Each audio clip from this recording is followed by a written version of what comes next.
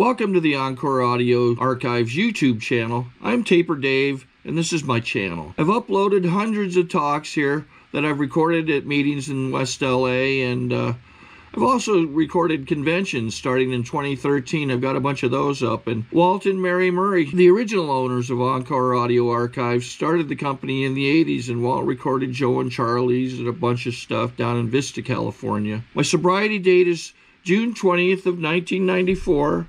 I hope you find something you like, so please like and subscribe to my channel and comment down below. If you want to hear something that I don't have or that you don't see, I'll see that I get it. Anyways, take care and have a great day if you want to. And let's welcome our main speaker for tonight, Johnnie.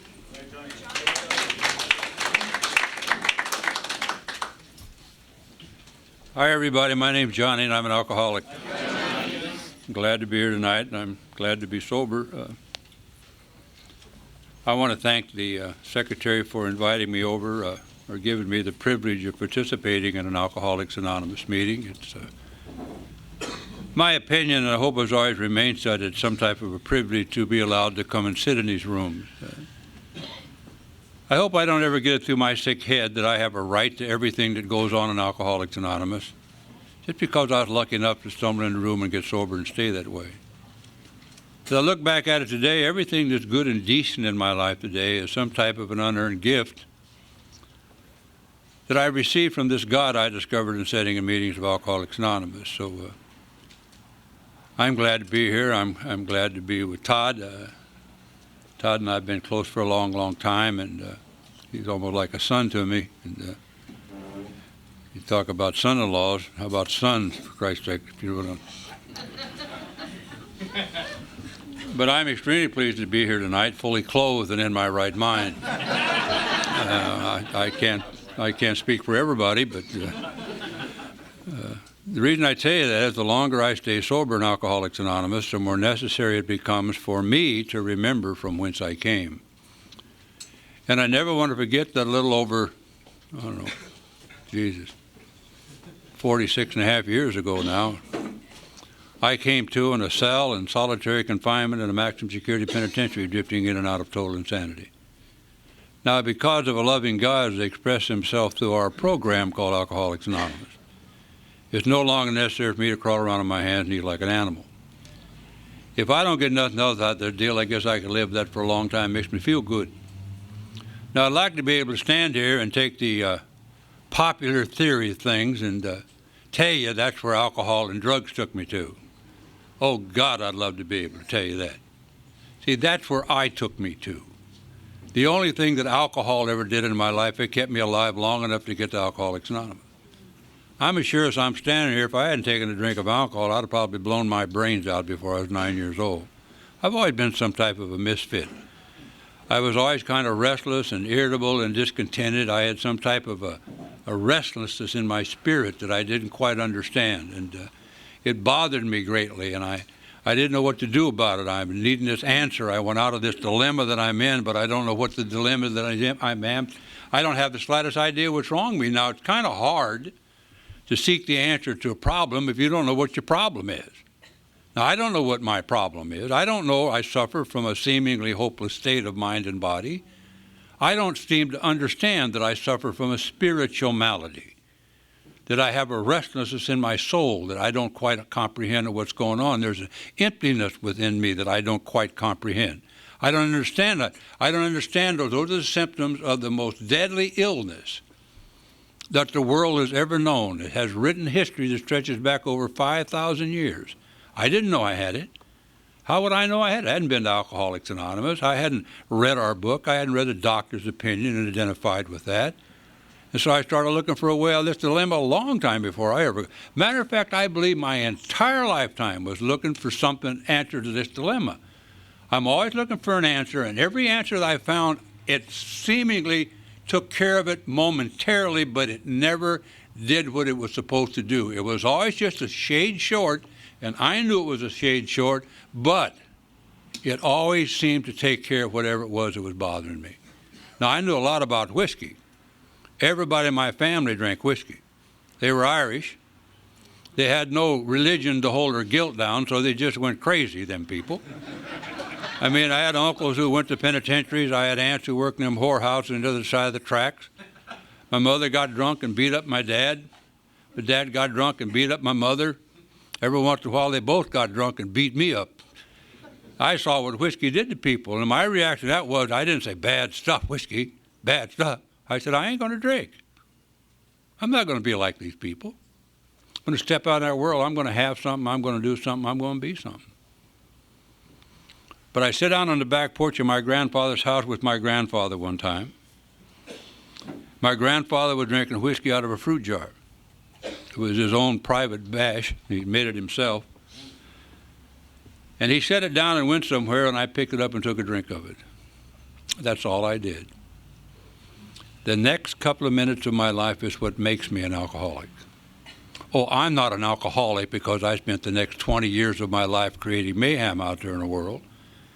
I'm an alcoholic because I have some type of an abnormal reaction to alcohol that 9 out of the other 10 people who ingest it into their system don't seem to have. I didn't know that because that stuff was magic with me. I hear people talk about taking a drink and snot coming out of their nose and gagging and puking and all that kind of stuff. By God, if it had done that to me, I'd have never taken another drink of it. It was magic is what it was with me. It went inside of me and kind of stilled the madness. It took me from the black pit of nothingness. It stood me into the gray fringes of the business of living. It installed in me an arrogance that said, damn you world, it's all right. I'm not good enough to be around the good people, but I'm too good to be around the bad people. That's what alcohol did for me. And if it still did that, I'd probably still be drinking it if you really want to know the truth. But what happened to me is what happens to alcoholics of my type once I put alcohol into my system. Now, it doesn't happen to everybody that drinks, and it doesn't happen to drug addicts, and it doesn't happen to overeaters. It doesn't happen to gamblers. It doesn't happen to anybody but an alcoholic of my type. You see, once I put alcohol into my system, then and only then am I drinking to overcome a craving that's beyond all human understanding and beyond all human help. I didn't know that. Because I took a drink, and like the Chinese philosophers wrote about it years and years ago, then the drink took a drink, and then the drink took me. My first drink, 3 days later, they pulled me out from underneath a bridge and stood me in front of a judge and sent me to the Hutchinson State Reform School. 20 years later, I took a drink of alcohol. They pulled me out of a car in Compton, stood me in front of a judge, and sent me to 20 years in the penitentiary. Now, that's what happened to me when I drank. I got drunk and went places. I used to travel around out there. I went from reform school to junior penitentiaries to nut houses. Now they call them treatment centers. I like nut house a little more if you want to know the truth. Come on, it's a little more macho. Oh, come on, for Christ's sake. If you're going to be bad, you ought to be bad. I mean, don't go drinking because you puke a little. Hang in there. Give it everything you got. Alcoholics Anonymous works a hell of a lot better when you run out of options. I gave it everything I had. I threw everything into the battle, lost the battle, and didn't know what I was fighting. Because I walked out of institutions from the time I was 9 years old until I was 30 years old, as physically sober as I am this moment. And not one time did I ever say to myself, self, do you realize how long it's been since you've had a series of those electroshock treatments? Why don't you have a drink? Why don't you have a drink of alcohol and go out there and kill your baby brother? Why don't you have a drink of alcohol and go out there and tear your mother's heart out one more time? Why don't you have a drink of alcohol and go out and stand on them street corners with them gangs and rip them and run them and trip them atrocities out there like they're nothing to you? Have a drink and do those things. No. I never took a drink of alcohol in my life to get drunk. Alcoholics of my type do not take alcohol into their system to get drunk after being sober for a period of time. I don't take a drink of alcohol to go out and have a party. I don't take a drink of alcohol to get out of anything. I drink a drink of alcohol after being sober for a period of time just to go, whew. But you see, that's all it takes if you're an alcoholic of my type. Then the phenomenon of craving takes over, and I can't stop drinking. I got to have another drink of alcohol. On a street corner, 10 or 11 years old, I'm drinking a bottle of Marca Petri red wine, which was my drink. Most of you have never heard of Marco Petri red wine, I can tell. The reason you never heard of it was because it was experimental stages of the Thunderbird. That's why you never heard of it. I'll tell you how bad that stuff was. It never got anywhere near a vineyard. I mean, that stuff, they didn't see it coming that way. I don't know where it came from. But I'm drinking this stuff, and we're sitting down in my neighborhood, and we're ganging or acting like we're ganging. We're trying to be tough before it was popular to be tough, before they wrote us up in newspapers, and we were doing all this stuff, and the guy tapped me on the shoulder and said, "You ought to try these," and he gave me some pills. Now, I don't remember saying to him, "What are those? Do you think they'll bother me if I take them?" I just took them. Thank God they weren't X-Lax. That's all I can tell you. I mean, there's no telling what you could hear in these discussion meetings nowadays. I mean, the early morning sharing sessions. Works, all I can tell you. It's like somebody lit the afterburner on a rocket ship that just drove me straight into hell. And that's all it really did to me. I was on a one-way ticket on a rocket ship headed for hell. Because if hell was any hotter than where I've been, I hope you don't ever have to go there. If it's ever any hotter than where I've been, I hope I don't ever have to go back. It was just terrible, the things I had to do to tell people and show people I wasn't afraid, or I was one of the gang, or I was hip, or I was cool, or I was a dope fiend, or whatever I was. I stood on that same street corner a couple of years later after that incident, and the guy stuck a needle in my arm. The next 14 years of my life, I stuck needles in my arm, ran in and out of institutions. That's what I do. I live out there on the streets, and I do what people like me who live in the streets do. I destroy everything that comes in contact with me. I'm a plague. The reason I do that, you see, I'm a taker. I'm a taker of things, and I'm a user of people, so therefore I'm a loser. I'm selfish. I'm self-centered. I'm self-serving. I got an ego bigger than this whole building. My entire lifetime was spent before I came to Alcoholics Anonymous, for a long time after I was here, maybe even a great deal of time today. I really don't have a handle on it, without a conscious thought or a conscious concern for any other human being who lives upon the face of this earth. I'm not interested in you at all, unless you got something I wanted. Then when I get it, I catch you aside like so much trash, and I go on about my business. That's the way I live my life. Oh, I didn't live my life like that one day or 1 week or 1 month or till the heat got on. I lived my life like that from my earliest recollection of life till a long time after I was in Alcoholics Anonymous. The sum total of that, when I came to in that cell in solitary confinement in that penitentiary, there wasn't a single solitary soul left upon the face of this earth that would send me a penny postcard. They were all gone. But you know what? They should be gone. I don't have any right to have any of them back just because I got sober and came to Alcoholics Anonymous. Everything that's good and decent in my life is an unearned gift that I received from that God I discovered sitting in meetings of Alcoholics Anonymous. Not entitled to anything. Not at all. It's just all good, unearned gifts, and they're really very good. But that's what stumbled into your meetings of Alcoholics Anonymous on the 4th day of November, 1959. I didn't come here to get sober. I was as physically sober when I came to my first meeting of Alcoholics Anonymous as I am right now. I came to my first meeting of Alcoholics Anonymous because the institution I was in let women come in there. I came to my first meeting of Alcoholics Anonymous over 45 and a half years ago to smell perfume. And I've been honking and sniffing around her ever since. I almost wanted to get up and get a chip, but I couldn't figure out how you could get one for 45 years. You know, that may have been the attraction that brought... I'm sorry, I didn't have anything like you in Alcoholics Anonymous when I got here, I'll tell you that. At least they weren't bringing them up that penitentiary where I was at, I'll tell you that. That may have been what brought me to Alcoholics. That may be the attraction that got me to my first meeting of Alcoholics Anonymous, but that's not what brought me to Alcoholics Anonymous. See, my last time out, I killed me for all intents and purposes. I'd had 2 years doing to me exactly what I wanted to do to me, anytime I wanted to do it to me, with as much money as I needed to do it to me with. and 128 pounds of bright yellow tied down on the bed in the Los Angeles County Jail. A medical doctor standing over my bed telling me I'm going to die. That was his words to me, you're going to die in another week. That was good news to me. Good news. I didn't want to go on doing the things that I was doing, that I never wanted to do in the first place, but I was running with some people that you did not show any type of fear or setbacks on.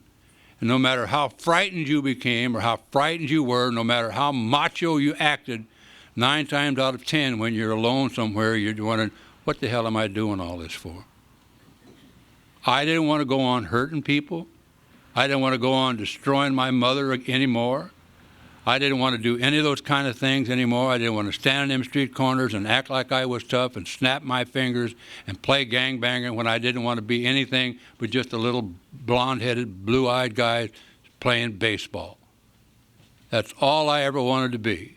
And how I ever got to be a dope-shooting ringleader of some type of a renegade gang out there on the street corners, I really don't know. It's if it was just the easier, softer way to do things instead of standing up for something you believe was decent. And I'm afflicted with this spiritual malady of mine that I don't know what happens to me once I do the things I'm doing. I laid in that bed for a period of time in the old Los Angeles County Jail while the doctor told me every day I was going to die. And one night, because I knew nothing better to do, I screamed out the only prayer I'd ever said in my life. I said, "Oh, God, help me." I didn't think anything had happened. There was no blinding flashes of light. Nobody come running down the hall with a dozen donuts saying, "We got an A meeting down there." I didn't get up and wander off into the tulip somewhere. I just went to sleep. I don't know how many of you ever kicked a 2-year heroin habit, but that's what I was doing. That's the first time I've been asleep in a long time. Tell you how sick I was. 2 weeks later, I'm up running around the jail looking for some more of the poison to put me back in the bed I just gotten off of. There's a good reason for that, you know. Tonight, 40-some-odd years later, in the back of my head, just like it was then off my deathbed, I know what makes the big hurt go away. Being an alcoholic, if you put me in the wrong place at the wrong time in the wrong set of circumstances, I'll be drunk. I laid up there, and after that prayer, I said to myself, I can't stand this. I know it's not working the way it's supposed to, but it will if I can find the right combination of things. And that's the type of thing that stumble into your meetings of Alcoholics Anonymous. I moved in and sat down in the back row in what I lovingly like to call my throne of contempt. I didn't want to get up too close. Somebody might mistake me for a member of AA, because I didn't know what AA was. And I'm leaning back against the wall. I got my coat collar up and my shades on because I'm cool. If I'd have been any cooler when I got here, I'd have probably froze to death, for God's sake. But there I sit, for all intents and purposes, a dead man. And this is what's frightening to me sometimes. Here I am sitting in a room, staring at an answer that I had sold my soul for. But I don't recognize the answer because I don't know what the problem is. Over and over and over again, I'd like to repeat to you, you cannot seek the answer to a problem if you don't know what it is. And I didn't know what it was. I didn't have, if you put a lie detector test on my arm and said to me, "Are you an alcoholic?" I'd have said, "No, I'm not."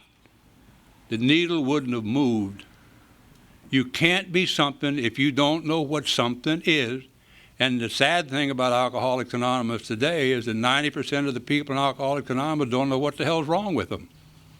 Somebody has told them what they think is wrong with them, but the people who told them don't know what's wrong with them. It's the most silliest thing I've ever said. Do you know what, when you say something in a meeting of Alcoholics Anonymous, if you say something like, "I'm an alcoholic," you know what you've just said? You've just said that you're afflicted with the #1 killer in the world today. Alcoholism kills the #1 killer in the world. It's the second leading cause of permanent insanity in the world. That's what I got. That's why Alcoholics Anonymous is no guessing game with me. That's not something I do on a part-time basis just because that's what I'm supposed to do. You can't recover from a seemingly hopeless state of mind and body. You got a daily reprieve. And a guy told me one time what that meant is, a reprieve is a stay of execution from a death sentence. That's what I have. I'm an alcoholic. If I'm not alcoholic, if I'm a heavy drinker, my life is not hanging on the line. I can put the plug in the jug, given any type of reasonable excuse, and never drink again. I may even become addicted to alcohol, and given any reasonable excuse, quit drinking and never have to drink again. But even though some tragic may enter my life and I may drink, and an alcoholic of my type, sooner or later, always will drink again. Because there's a restlessness in my soul that if I don't find the peacefulness that comes with that restlessness, if I don't keep it at rest for a period of time, I'm going to have to drink again. I'm an alcoholic. If I'm a heavy drinker or a drug user, I won't have to drink again. All I got to do is quit using drugs or quit drinking. But I'm an alcoholic. And I got to find this rest. I don't know that sitting in that meeting. I'm fascinated by these people. I don't know what the hell's wrong with them. I think they're crazy. They're getting up out of their beds on Sunday morning. They're leaving their families. They're driving 100 miles up those old back roads. They're spending 2 hours talking to a room full of people who don't want to listen to them. People like me who sat in the back road and made fun of them. It took me a long, long time to realize how very sick that was. Here I am sitting in the penitentiary. I don't know when I'm going home, and I'm making fun of people who are leaving in an hour. There's something wrong with that, and I can't quite put it together, but I'm hip. Oh, yeah, I'm so hip the balls of my feet tickle me when I walk. I just kind of bounce around. Like one of them little boggle dolls they give you at ball games or something. If I'd had a hat, I'd have had it on backwards. Amazing. I don't know. I asked the guy one time, what do you get out of coming up here anyhow? You some type of sicko? You like to look at the animals in the cages? What's your deal anyhow? Give me one of them deep AA answers. It drives intellectual giants like me crazy. Well, son, when you can answer that question, you won't have to ask it. You know, I thought about that for a month, trying to figure out what the hell is he talking about. You see, that's very simple. The reason I don't understand these people is because I'm a taker. Takers don't understand givers, because takers don't hang out with givers. They just hang out with other takers. The problem with the taker hanging out with takers is they got to keep moving from taker to taker, because they use up everything that this taking group has. Then they got to go to another group. And the final analysis with that, if you're a taker of my type, sooner or later there ain't nobody left to take from. And you're stuck. Then what do? If you're an alcoholic of my type, you blow your brains out. Because drink is not the answer no more. Drinker has slowly but surely switched on me and became a problem and damn near beat me to death. Sorry to interrupt your viewing. Taper Dave here. Just wanted to take a second to ask you to like and subscribe to my channel. Let me know if you like what you're listening. I've got some very good talks here, and this one's a great one. Just curious, do you think this is better than Zoom? Tell me what you think. Guy walked into a meeting one day on a Sunday. Guy I knew did 23 flat years in the penitentiary, stood at a podium of Alcoholics Anonymous very much like this and told me the answer to my life. Didn't seem like much. I knew this man. He was my baseball coach when I was the star second baseman for the San Quentin Pirates. I put that on a resume one time. You should have saw that guy look at his face. He said, you don't have to live like this no more if you don't want to. He said, you don't have to do it like this no more. Nobody had ever told me that. They've been telling me all my life that I shouldn't drink these things and swallow these things and smoke these things and shoot these things. But nobody ever told me how to live without doing it. They just said, don't do it. And what none of them ever seemed to figure out was this. Every time they told me that, I was as physically sober as I am this moment. How many times I wanted to scream out at them, good God, doctor, don't you understand? Because they don't. If you're not an alcoholic of my type, you'll never understand why I drink. But if you're not alcoholic, I'll never understand why you don't.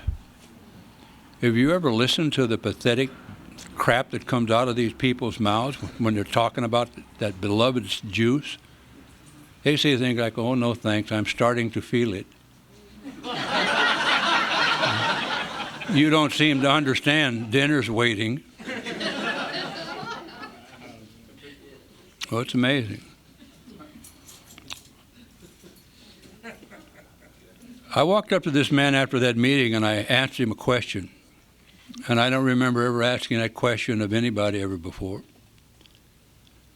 I said to him, "How do you learn how to live?" See, I wasn't interested in not drinking, because I wasn't drinking. I knew how to quit drinking. You start eating pills. I know how to quit doing that too. You start shooting dope. I know how you quit doing that. You get arrested. That's the cycle of my life. The cycle of my life is that cycle I just told you about. I want to know how you can lay down at night and sleep all night long without waking up at 2 or 3 o'clock in the morning in a cold sweat with the nightmares of the atrocities that you committed. I want to know how you can lay down all night long and sleep all night long and not wake up with the face of your mother standing on the other side of your baby brother's grave while you're standing there handcuffed between 2 detectives. I want to know how you can sleep all night long without waking up at 2 or 3 o'clock in the morning without your mother screaming at you through the visiting screen in the old Los Angeles County Jail. "Look what you've done now, scum, you've killed our baby." I want to know how you do that. I want to know how to live with this peaceful coexistence within my soul without short of dying, without having it. I want to know how to do that. And he told me, he said, there was a book called Alcoholics Anonymous in the library. He said if I would go get the book, he'd go home and pray that I'd find some part of me in it. I went over and stole the book out of the prison library. And the reason I did that, because I'm a big-time gangster, I ain't going to let anybody see my name alongside of anything called Alcoholics Anonymous. I went and opened the book Alcoholics Anonymous.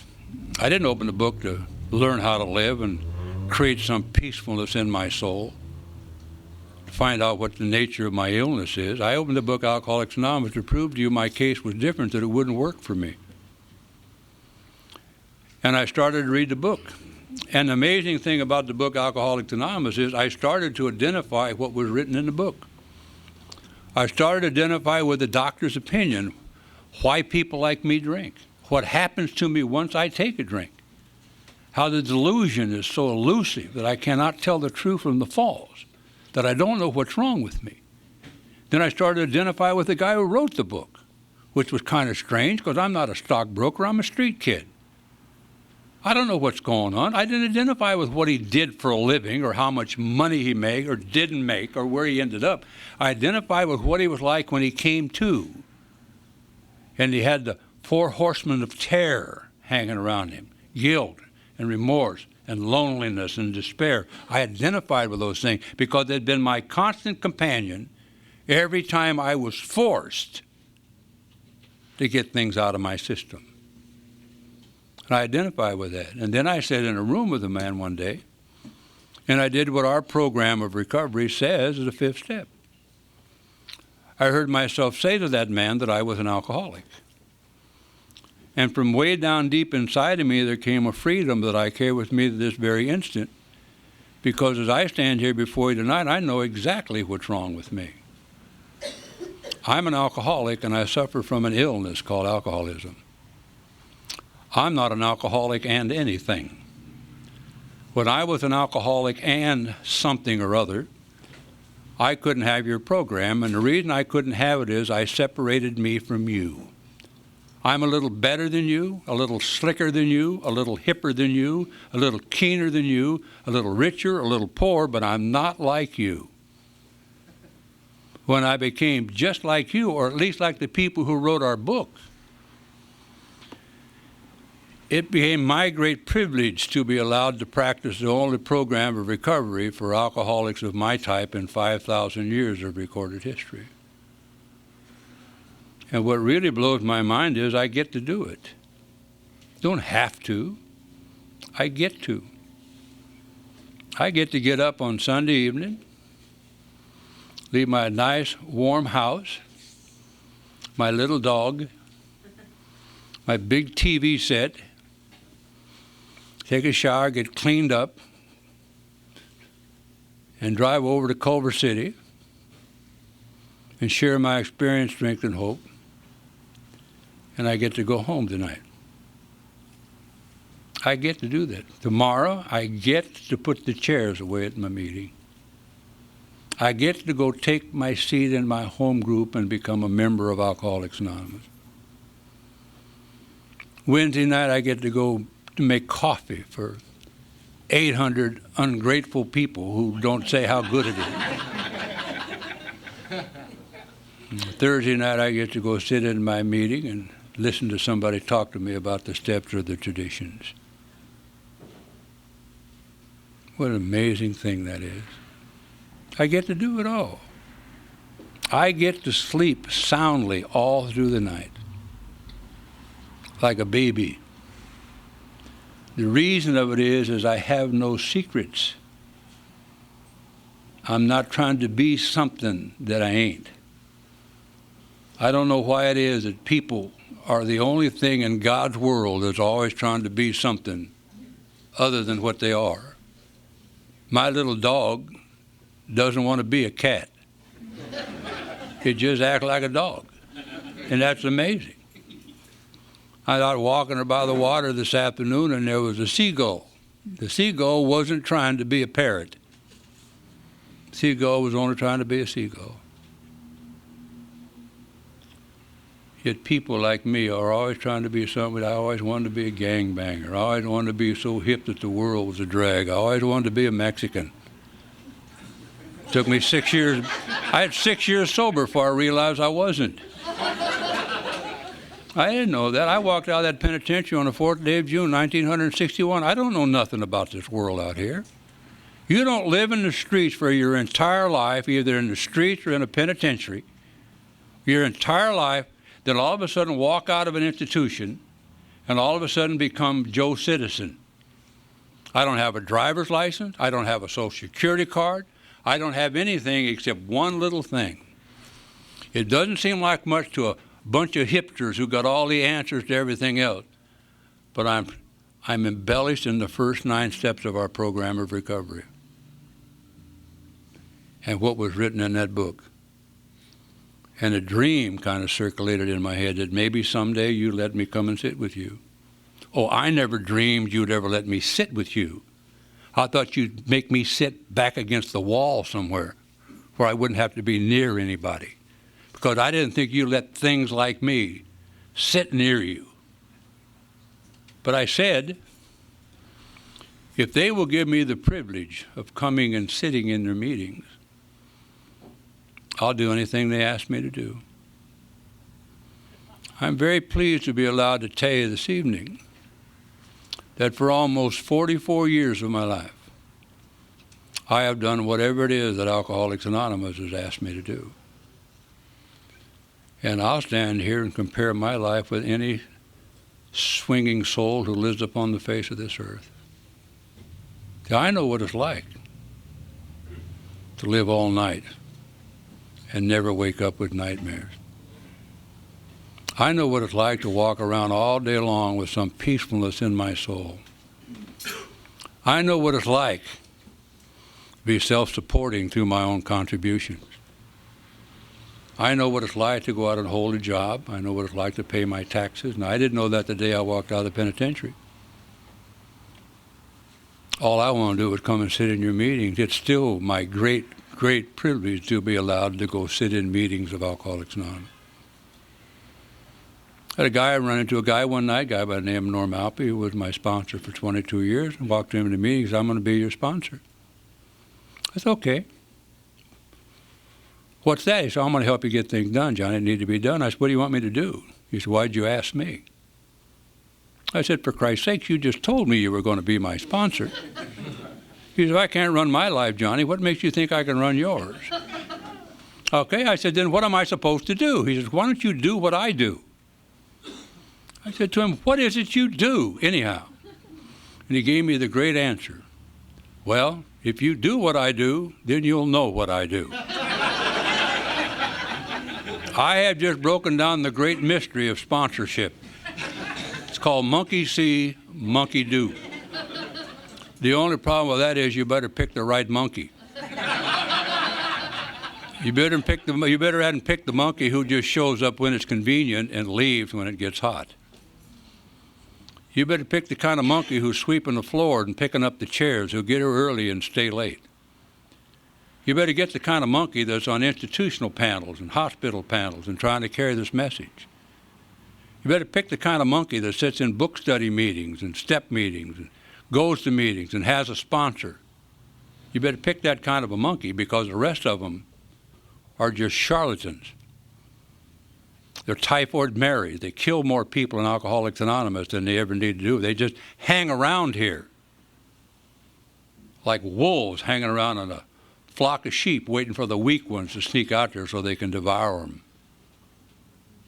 You got to find one of them monkeys right smack dab in the middle of Alcoholics Anonymous, who doesn't think it's too much to have to go to more than 3 or 4 meetings a week, who doesn't think there's too much to go home and clean up and go to a meeting of Alcoholics Anonymous instead of staggering in here like you just fell off a goddamn softball field or something. My sponsor told me that I should at least try to look better than a newcomer when I come to meetings.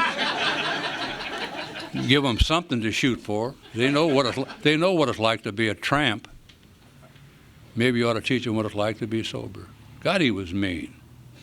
Told me I should get a job and go to work because I was a bum. I told him, I'm not a bum. He said, what are you? I said, I'm an AA member. He said, you're an AA bum. Bums don't work. Why don't you get off of welfare anyhow?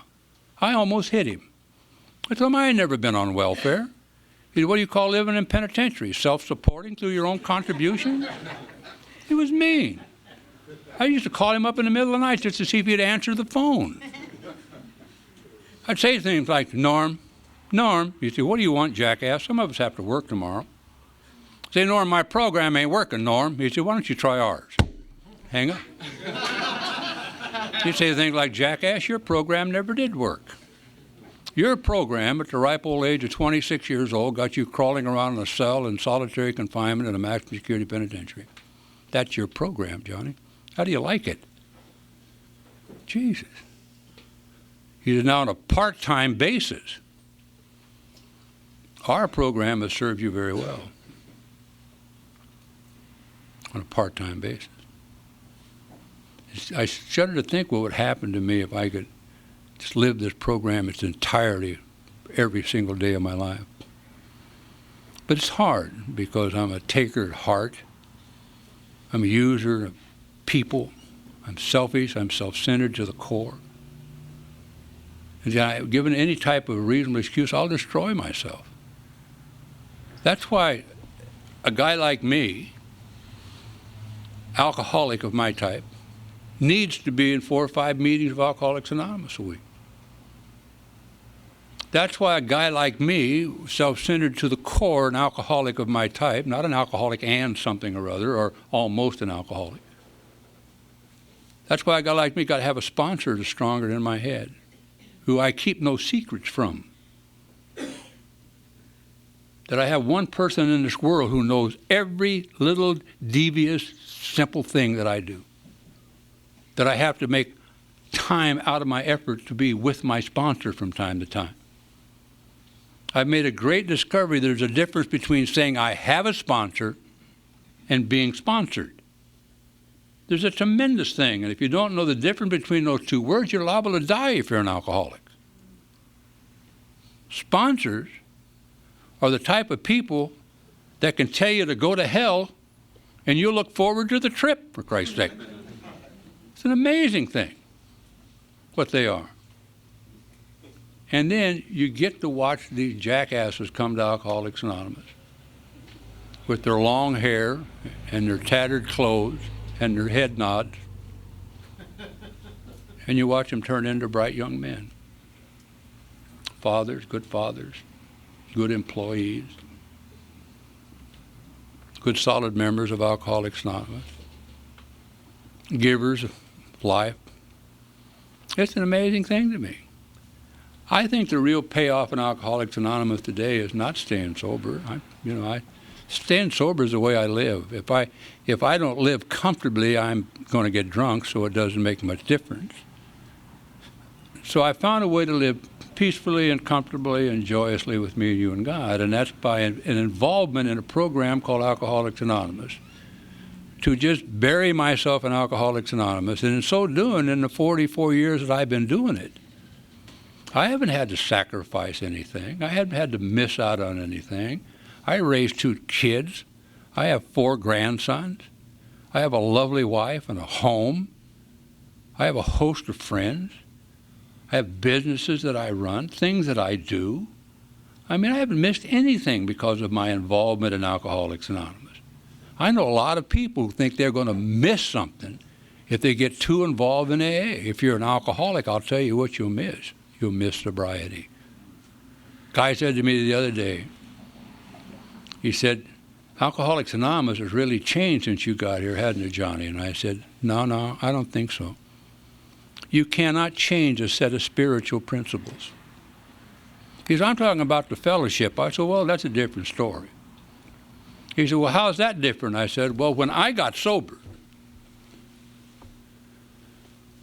the women wore earrings and the men had tattoos.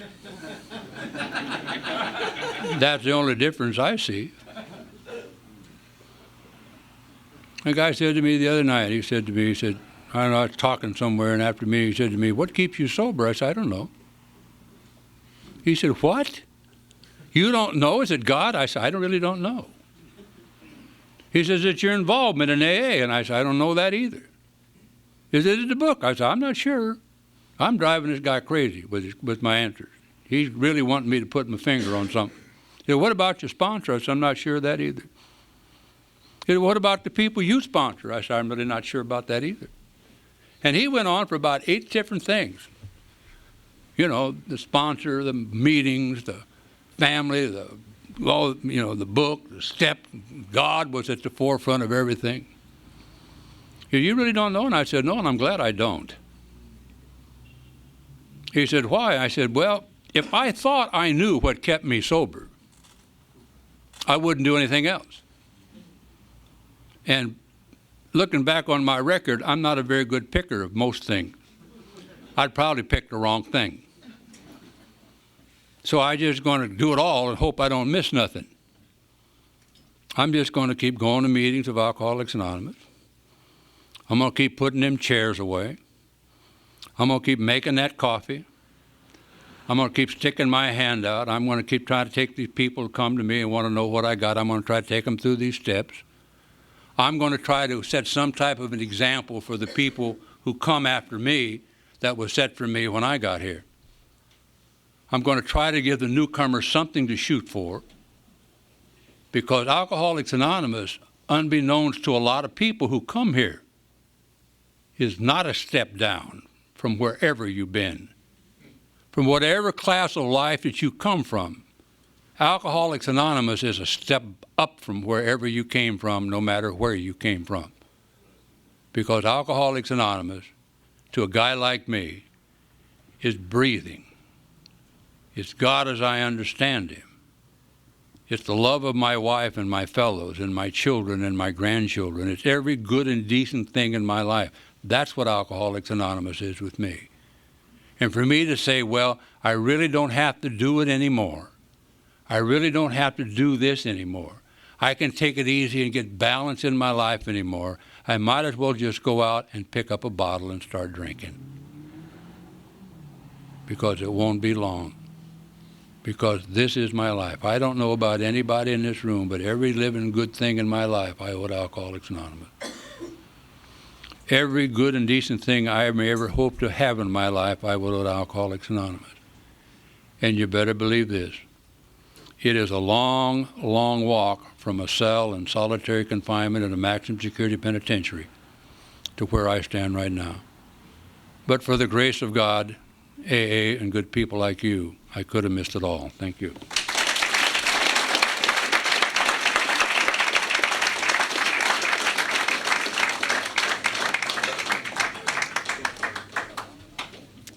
I think we got a great talk going on here. Thanks for watching the channel. Taper Dave here. Just curious, do you think this is better than Zoom? Okay, this is how I prepare my drone for launching. I like to do it inside the cab of my truck so I'm not standing outside in the weather. To install the joysticks for control, up and down, right and left, powered on. I have an Android phone that I use to connect it to the drone with, and it's actually controlled through the iPhone, through an app. Oops, wrong way. It's actually controlled through the iPhone, or through this Android phone, through the app. It's actually controlled through the Android phone through an app, and you connect it through this short connection right here.